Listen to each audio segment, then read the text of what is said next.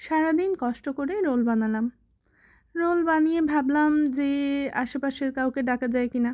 ভাবিরা তো সবসময় পাশেই থাকে। তো যেই ভাবনা সেই কাজ, এক ভাবিকে ডাকলাম, বললাম ভাবি তাড়াতাড়ি আসেন, দুইজনে বসে গল্প করব আর রোল খাবো। ভালো কথা, ভাবি আসছে। আমি এদিকে ভাবলাম যে রোলটা ভাজতে দিয়ে আমরা যাই একটু গল্প করি। একেবারে মাথা থেকে তো কি পুরা বাসায় আমার যতগুলা ব্রেন ছিল সবগুলা ব্রেন থেকেই হাওয়া হয়ে গিয়েছে যে উম, আমি চুলায় রোল দিয়ে আসছি। যা হওয়ার তাই হয়েছে।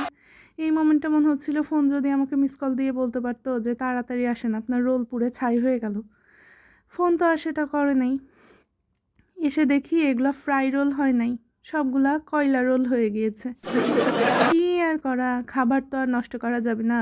তো আমরা কি করেছি, ওই পাশটা ফেলে দিয়ে ঠিকই দুইজনে আরামে বসে গল্প করেছি, আর এগুলা কিন্তু সবই খেয়ে নিয়েছি।